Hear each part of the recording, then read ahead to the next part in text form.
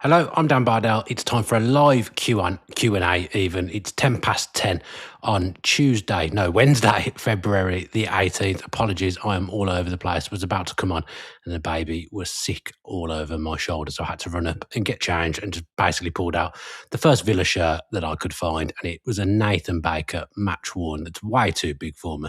So I'm looking a little bit dishevelled. I'm feeling a little bit dishevelled, but I did ask for your questions on social media earlier. No, it was yesterday. In fact, I asked for your questions on social media. I've asked again today. So I've got a range of questions to get through. Thought I'd do it live as well so that people that subscribe to the channel here on 1874 would get a chance to ask their questions live as well. So apologies, I am 10, 11 minutes late.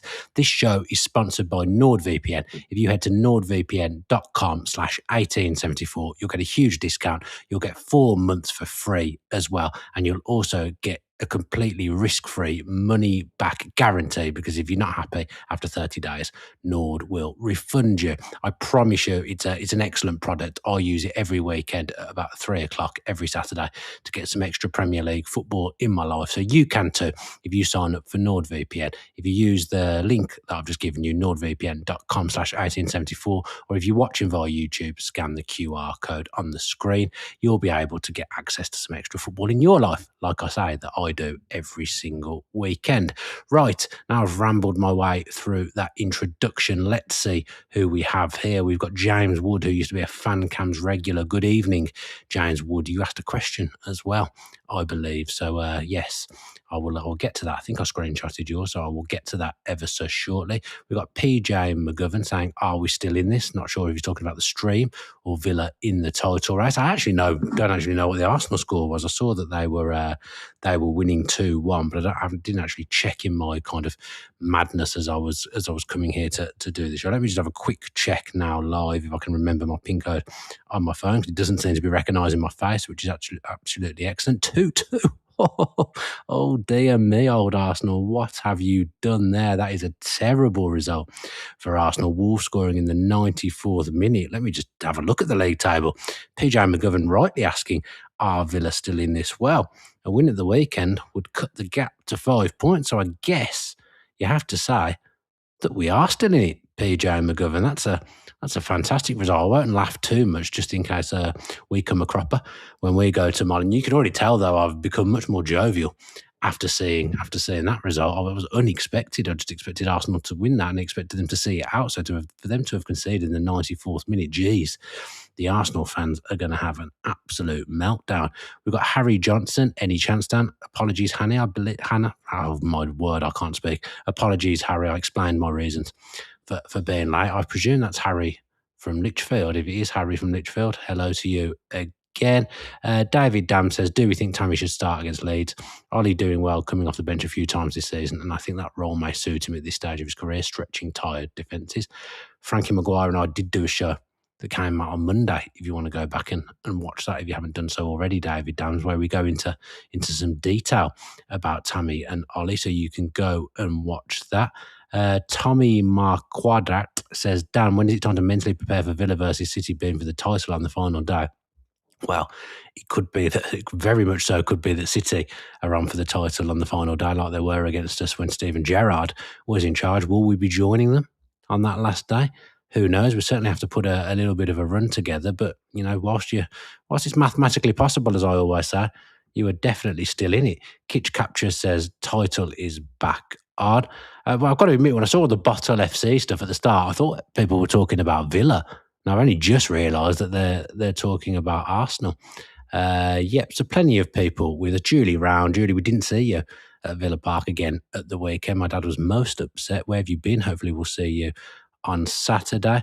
ABFC Bazza says, we'd be well in this title race without the knocks we've got at the moment. I mean, geez, if we'd have just had any kind of semblance of a start and maybe recently not picked up even one of the injuries that we picked up, you got to say we would be in with a shout of leading this Premier League table right now, which would be astounding. And the show that came out yesterday where I was saying with Flex that whilst it feels like this is very much Villa's moment, and whilst you're in your moment, you kind of have to have something tangible to show at the end of it. God, I mean, we just, like I say, even one kind of better result at the start of the season, and we'd be more than in this right now. That's an incredible result at Molineux this evening. What else? Who else have we got here? We've got Kevin Jeans, we've got Andy Milne, Nick Leo Jones, who's already in the always in the streams, and Harry Johnson, as I say. It is Harry from Lichfield. Great news that it's Harry from Lichfield. He says, if you could pick any previous player to bring back to help Villa hold on to Champions League run, who would you pick? It's a very good question, Harry. I guess I wasn't quite ready for that. I think it would still be prime Grealish for me, playing as a left 10. I think if we had Grealish, prime Grealish, I think that would really help us. I was actually having a big name drop coming here. I was obviously at TalkSport yesterday. I had a conversation with Gabby. It would have made an excellent podcast, this 10-minute conversation that I had with Gabby. I wish I'd recorded it, but we were kind of talking about, at the moment, most of our front players feel quite inconsistent. One week they'll be great, apart from exclude Morgan Rogers from that. Obviously, we were saying that Buendia, Sancho, one week they might be really good, the next week they might be anonymous. If we had prime Grealish playing in that left 10 now, you won't only wonder what kind of magic he'd be coming up with here. I think I'd go prime Grealish. There's some niche shouts coming in here. Like Dwight York is being heralded from one of the Aurelio Gomez, I think his name is, in the chat. Don't think it's the old Watford goalkeeper. Paul D says he'd like prime Collymore, and James Saunders says prime Ashley Young. Blaze Shervington says, as many obstacles that we have to overcome, there's so many reasons to be positive, and home fans really need to transmit that positive energy to the team when we play. It makes a difference. Completely agree. I think that's an astute remark. Like, as much as I'm finding it hard at the moment, because obviously we're third in the league, and that's brilliant, and we're a great side. We're the best side I've ever seen, best manager that I've ever seen there, as my webcam decides to go awry. Like, we're the best that we've ever been in my lifetime. But as I say, I want something tangible to show for it, and I'm worried that we might not ever get that. And then the day it comes when Emery leaves, does it all fall down like it did when Martin O'Neill left? That's again the kind of thing I was talking to Gabby about yesterday.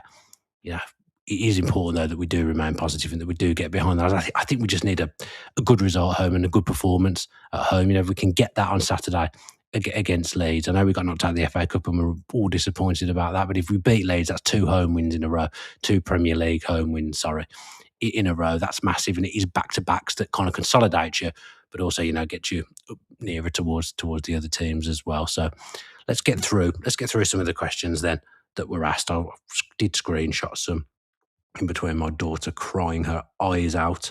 Instagram, we had a few, didn't we? Let's have a look what we've got there. AVFC 202BT says, thoughts on James Trafford as a potential Emmy replacement.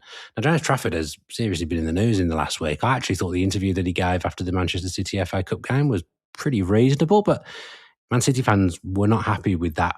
It's difficult to think that he'll be a Manchester City goalkeeper next season. Donnarumma, I can't believe Donnarumma's only 26, by the way, but he is.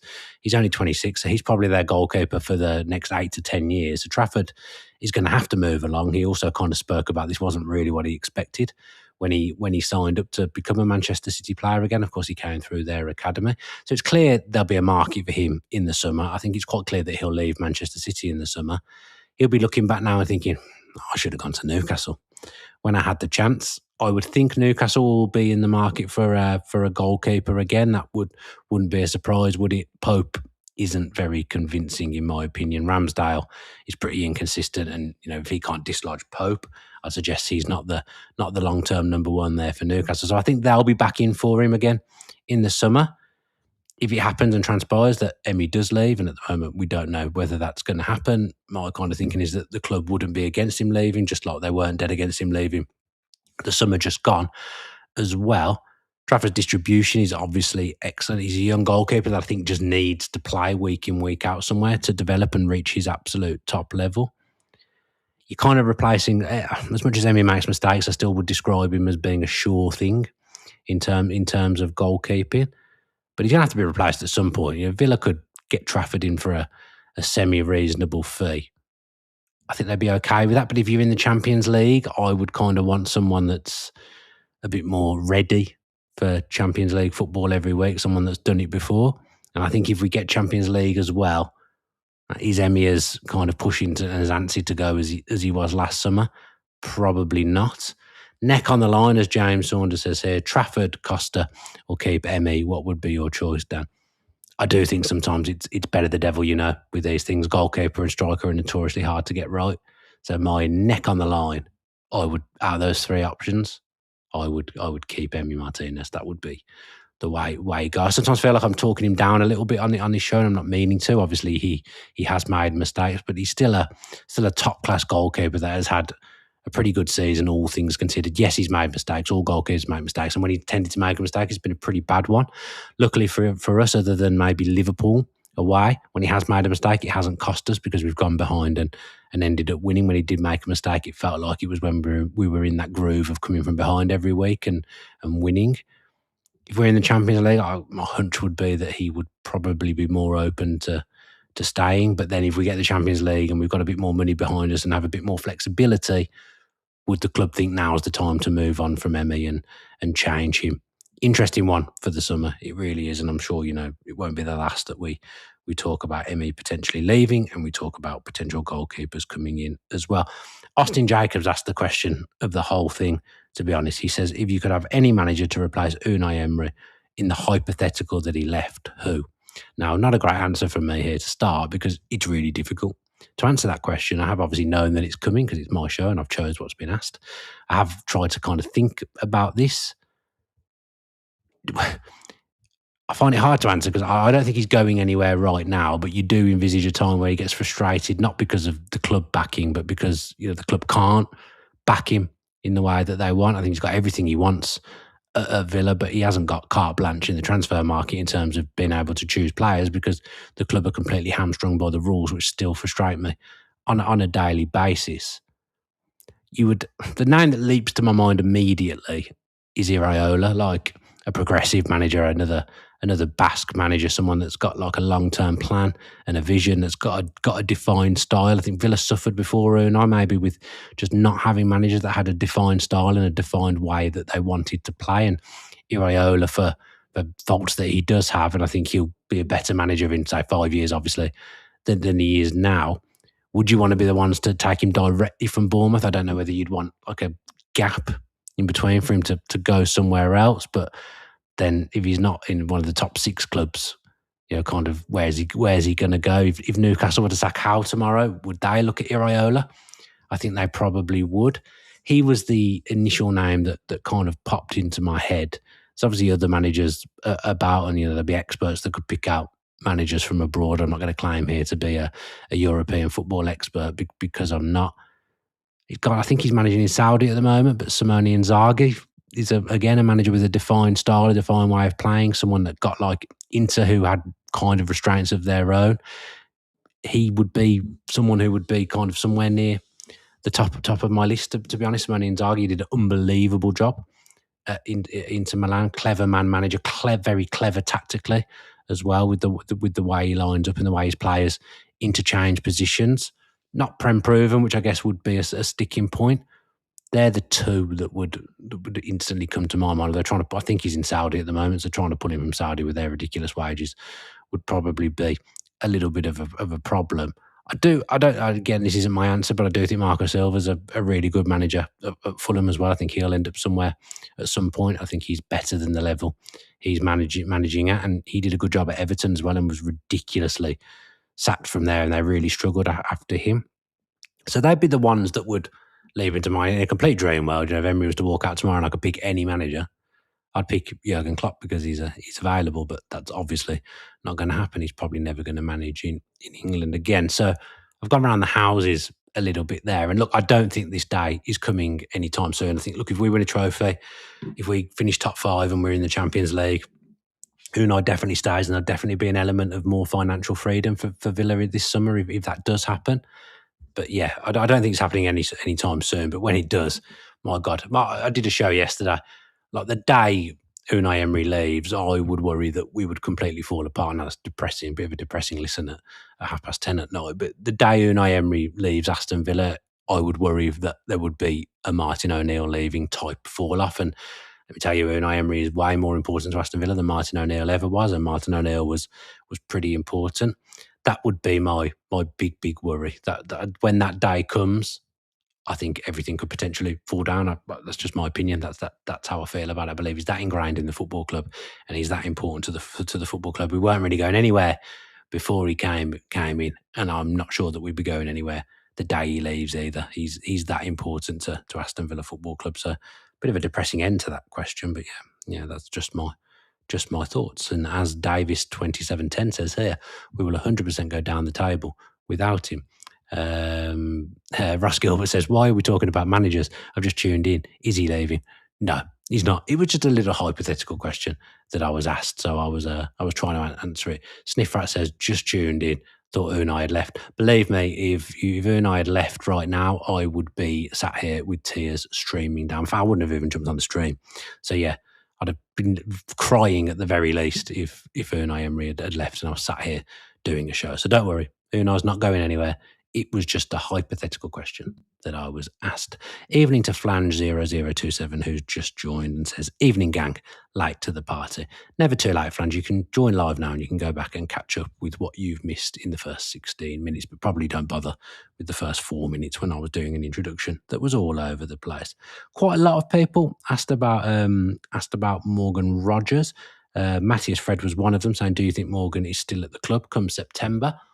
Now, if we're in the Champions League, I absolutely do think that Morgan Rogers is at the club next season. I think, if we qualify for the Champions League and he gets a chance to strut his stuff for Villa again at the highest level, I think he absolutely stays. Now, if Villa don't qualify for the Champions League, with the constraints, someone is going to have to go. I'd imagine after a World Cup, Morgan Rogers would want to be playing at the absolute highest level possible. The World Cup coming around this summer is not ideal for Villa and a Morgan Rogers perspective, in my opinion, because he's already getting an awful lot of attention.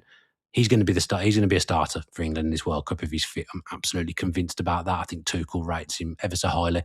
I think he's played third or fourth most minutes for England since Tuchel got the job. So that tells me that come the summer, Morgan Rogers will be in the England lineup somewhere, probably in the central 10 position, in all honesty, where he's played in most of the qualifiers. So he's tied up to a big contract as well. So Villa are very, very protected here. I don't believe that there's a minimum fee release clause in his contract like there was for Jack Grealish. If he's ever to go, especially right now, there's no kind of better young attacking, especially English talent in the world right now. Like, he's that good. He's on that good a form. Villa would get over 100 million for him, which would help financially with PSR, but he's completely irreplaceable. There's no way that we can go and get someone who can do the stuff that Morgan Rogers can do. Morgan Rogers is a complete one-off in the world game. Feel free in the chat now live, people that are there, to mention anyone that you think we could get in that would be anywhere near Morgan Rogers' level. That player for me doesn't exist, but I really think he's going to kind of alert himself to the global stage if he hasn't done so already with this World Cup. I think he'll absolutely thrive. I'm so impressed with him. I think we actually underrate him as a fan base, which I've said previously on this show. He is absolutely phenomenal. Yes, he might have the odd off game, but even when he's kind of not having his best game, he never hides and he's still involved. And, when you think of him, you think of kind of that Arsenal game last season where he's just bulldozing through people. He's got a lot more finesse in his game this season. He's got a wand of a right foot. He's so productive, gets goals, gets assists now. You usually get a goal or an assist every single game. He's so easy to watch, so easy on the eye. He's still got that in his locker as well, where he can turn and he can get through people. He's fouled more often than not nowadays, so we don't see it that much, and he doesn't get a load of protection from the referees either, which I think you can visibly see frustration from him when he's on the pitch right now for Villa because of that lack of protection. But this is a guy that's got so many strings to his bow, someone who is absolutely irreplaceable, a complete one-off. We could not get anyone in anywhere near Morgan Rogers' level, in my opinion. And he's such a unique player anyway. As I say, he's a complete one-off. The good thing for us is that he absolutely loves the manager and he absolutely loves being at Villa. Now, look, that doesn't keep someone somewhere. If Real Madrid were going to come in for him, I'd imagine he'd be quite tempted by that because it's Real Madrid. But this is a player that fully realises that he is where he is today because of Aston Villa, and he is where he is today because of Unai Emery and the way he's worked on his game. And he was a championship player for Middlesbrough before we signed him. We signed him very little fanfare. There was, in fact, people saying that we'd overspent for him at the time. This is a player that's going to go right to the top, whether it be Villa or whether it be elsewhere. Look, I'm not naive enough to sit here and think that he'll be at Villa forever, because he won't. But I think if we achieve our ambitions this season, our ultimate goals this season, he will be in an Aston Villa shirt come next season. That's my opinion on that one. So I think I've answered that question better than I've answered any of the other questions so far. What else have we got here? Let's go on to see what a screenshot from Twitter. First one, move away from Villa very quickly. James Woodcock, out of 10, how would you rate the standard of your nappy changing? I'm very inconsistent. Some days it can be a 10. Other days it can be like a -5. We did have an incident the other day where I didn't do it properly, and there was wee in places that I can't believe that we can get there just on the basis of you not doing a nappy properly. So a bit hit and miss. Definitely better than I was when she first came along. My first few nappy changes were, what kind of level? We're talking like Jolly and Lescott levels here of nappy changing. And, every now and again I'll drop like a Yuri Tillemans or a Morgan Rogers kind of nappy change where I'm very, very good. But I'm probably middle ground at the moment. I'm trying to think where I've, like I say, there's been a few Lescotts or Mika Richard nappy changes. I'm probably just somewhere in the middle. Maybe like, I don't know, Matty Cash. Like, I'm pretty consistent, but I might have the odd off day. I'd say that. Yeah, I'll go with Matty Cash. That's my level of nappy change. But big improvements, and like him this season, where he's one of our players of the season, probably in the top 2 or 3. So yeah, that answers the nappy change question. 26CY on YouTube now says, Dan, here's one. Where do you sit in Villa Park? Your view looks unreal. Now, I am 40 years old, and I have had the same seat in the whole tent since I think I was 8. I think when it went all-seater in 1994, my first game in my seat, Ian Taylor scored, which was a nice turn of fate because he is my best friend and my favourite ever Villa player. So yeah, he scored in my first ever game, sat in my seat, because I think it was like December or January when it went all-seater in the 94-95 season. So maybe it was 95 actually that I sat there.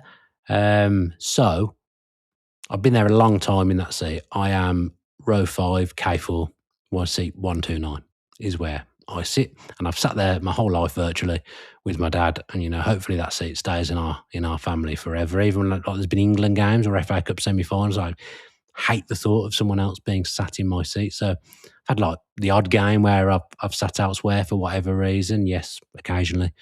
I mean, not so much in the last few years, but occasionally the odd corporate offering if someone invites me. But yeah, usually in my seat in the whole tent with my dad, and that's where we sit, and we love it there, and sit around the same kind of people who've always been there in front of me and to the side of me and behind me. Nice little group. As we know, Villa fans can be quite unreasonable sometimes, so it's nice to have the kind of same people congregate near me every week and next to me every week, because I know that they're all reasonable Villa fans and of a similar mindset. I've got to say, one of the guys in front of me is one of the most one-eyed Villa fans in the world. I think he was desperately complaining about like Bizot being sent off, like it shouldn't have happened, and look, it was 100% a red card, wasn't it?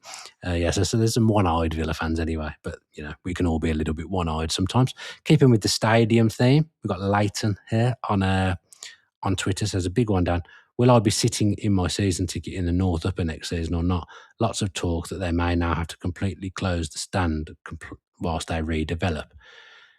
Now, I don't know whether this is probably an unpopular opinion, and it's easy for me to sit here and talk about it as someone that it isn't going to affect. And to be fair, I've got myself in trouble in the past by talking about things that don't affect me, to do with ticket pricing and seating and people being moved and whatnot.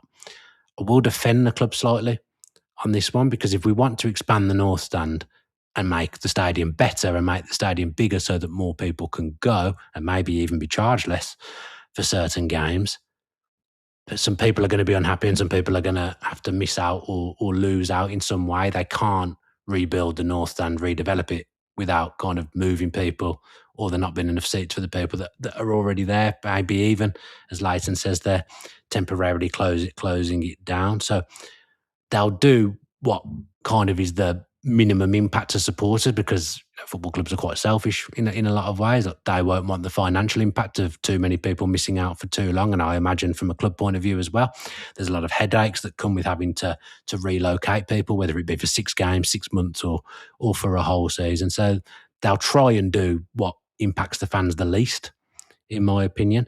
But I don't think you can make the level of changes to the North Stand that the club want to make without upsetting people and without it being closed. So I think the club are in a little bit of a rock and in between a rock and a hard place there with that one. It's a difficult one for them. I'm really, really interested to what they're going to do. I've seen a few murmurs from accounts that seem like they know what they're talking about recently on Twitter. I think, Leighton, it was you actually that alerted me to one of the accounts on Twitter who got some good information around the North Stand and the redevelopment. I think it was Prime Time Villa.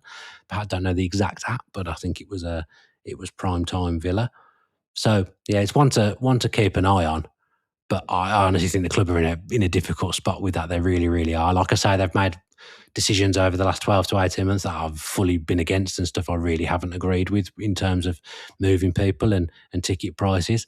But I think this one's a tough one for the club and something that they'll just struggle to do something that doesn't impact people, and that's a difficult spot for the club. And I'm sure they don't want that as a football club either. So yeah, more news around that will come, I reckon, around season ticket renewal time. They're going to have to make some key decisions and make some business critical decisions around that one. Rupert and Werner says, is Mings now a starter in key games over Torres? And similar question on Abraham over Watkins. Again, did the kind of Tammy and Watkins a few shows ago, so go back and check that out with Frankie Maguire if you haven't done so already.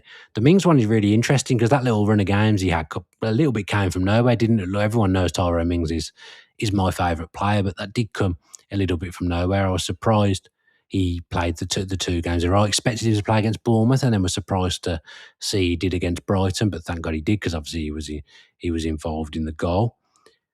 I still think it's horses for courses. I think some games Mings will play, some games it'll be Torres. You pick the one that's in form. Howard had a little bit of a drop off, and I think behind the scenes the club realised that, and that was one of the reasons that Tyrone was put back into the fray. But you've got to remember, and look, I say this as Tyrone Mings' biggest fan, when we were on our unbelievable run where it felt like we were winning every week and churning out results every week, it was Pau Torres at centre back, and then it was Victor Lindelof who had to come in because Tyrone was injured, and he's very hard done by at the moment, not being in the Villa 11. And I thought he was one of our best players against Newcastle when he came in the weekend as well. I think he's been a brilliant signing on a free transfer. So I do think to an extent they'll be picked on the basis of form, and some of the games will be horses for courses. But yeah, I'd lean towards Pau still for me, which, as I say, everyone knows I'm Tyrone Mings' biggest fan. James Saunders says here, which is a good point, I think Ty is playing because of no McGinn. Ty is more of a leader. There's probably something in that. I would say we're missing a bit of leadership without John McGinn out there. Obviously, Concer's got the armband at the moment, but players like Tyrone, and it was a bit the same with someone like Jedinak when they play, like they don't need to have the armband on to be an absolute figure of authority and be a huge leader at the football club. So I don't think Mings will have any qualms with the fact that he isn't wearing the armband at the moment, and Concer's been given a run with the armband. Concer, it makes sense because it's very few players that you think, well, they're going to be picked every single week if they're fit. Ezri Konsa definitely ticks that box. Just going to have a quick drink because my mouth has gone very, very dry there, so bear with me 2 seconds. There we go, just a quick swig. Strawberry Pepsi Max, by the way. I think it's been discontinued, but it is absolutely fantastic. Julia Round says, I wouldn't give Luca Dean the armband again. No, it wasn't Luca Dean's finest hour with the armband on, was it? And Black Country Villain says here, please smash the like button. Yes, Black Country Villain. Always important that people do that. What else have we got here? Reese, can you see a world where Watkins and Martinez leave in the summer? Yep. I see a world where anyone leaves in the summer if we don't qualify for the Champions League. And even if we do, the club would then look at that, I think, because they've got more room to be able to rejig things and be able to change things, because they've got a bit more. We saw, obviously, when we got Maatsen and Onana in the summer that we did qualify for the Champions League. There's a bit more financial wiggle room. You obviously know that your revenue's going to be better. You're playing in the Premier competition, so you can attract better players as well. I do think this summer, regardless of whether we finish top 5 and get in the Champions League via the Europa League or whether we don't, I do think this will be the summer where you see a lot of change. I think the club's been gearing up for that for a while. They've been pretty stable, pretty consistent for a number of summers. And obviously, we know that we've had the core of players for a long time. My feeling is that this summer, whatever happens, come rain or shine, come Champions League or Europa League, whatever competition will be in next season, there'll be changes. There'll be a turnover of players this summer. That's my opinion. I think they've been gearing up and maybe earmarked this one for a while. So I think it'll be a really, really busy summer for Villa. Obviously, the transfer window last summer was a little bit underwhelming, and obviously very worrying at times. If we qualify for the Champions League, I think the worry can be alleviated ever so slightly, although there'll still obviously be problems and there'll still have to be numbers that you have to hit in terms of the rules. But yeah, I think keep your eye on this summer, because I think either way, it's going to be a huge, huge one. I think there's going to be lots of traffic either way at Villa Park come the summer. I've done my half an hour, so I'm going to go. Thank you ever so much to those of you that have joined me live, and thank you ever so much to those of you that sent in questions as well. Apologies I didn't get through them all, but I got through as many as I possibly could. Do this again. Obviously, now the transfer window shut, we can do Q&As every week. Obviously, a free week this week as well, with Villa not having a game, which makes life easier from a content point of view in terms of fitting these shows in. But worry not, there'll be plenty more shows on the channel this week, and of course, there's been content every single day as there normally is. So go back and check out that content if you haven't done so already. Tomorrow will be the stat pack ahead of the Leeds game at the weekend, and then of course Friday will be the preview with Dave Reed as well. Looking forward to that Leeds game, and then on Saturday, Sunday, loads of post Leeds match reaction shows. Obviously, the normal kind of match day show with my dad as well, and Tanswell possibly is back in action this weekend as well. I did catch up with him earlier. Obviously, he's had a busy few weeks, so he hasn't been on the show. So Tanswell should be knocking around as well. Yeah, all the usual stuff from me, really. If you've been watching via YouTube, if you could subscribe with your post notifications on, that would be brilliant. Give us a like and leave us a comment there. Spotify and Apple, 5 stars, reviews and comments. Let's get some Apple podcast reviews in, because there hasn't been one for a couple of weeks. Always appreciated when people take the time to say something nice on Apple Podcasts, and imperative that we move ahead of Claret and Blue in the Apple Podcast charts as well. So even if you've watched this on YouTube, just go and download the show on Apple Podcast. Let's get ahead of Dan Rollinson and that ugly Claret and Blue mob over there. Let's get ahead of them again in the Apple Podcast chart. It's really harsh to call them ugly. It's very rich as well, coming from me at the moment. I was at the barber's the other day having my haircut, and obviously I'm very tired at the moment and there's a lot going on. I looked at myself in the mirror and said do you ever just look at yourself in the mirror and think, I'm really ugly? That's how I feel right now. I'm very tired and looking very, very worn. So yeah, very rich of me to call Claret and Blue ugly. Apologies to Dan Rollinson and his cronies. Nothing else to say, really. I think I've done the longest outro in history and the longest intro in history there. It's a 32-minute show, and probably 20 minutes of it was outro and intro. So thank you very much for all the support. You can donate to the channel at buymeacoffee.com/Dan Bardell if you do wish to do so, but nobody has to. But if you want to, that's absolutely great and always appreciated. Keep your eye on my social media so you know when content's coming out. And as always, it's an up the Villa from me.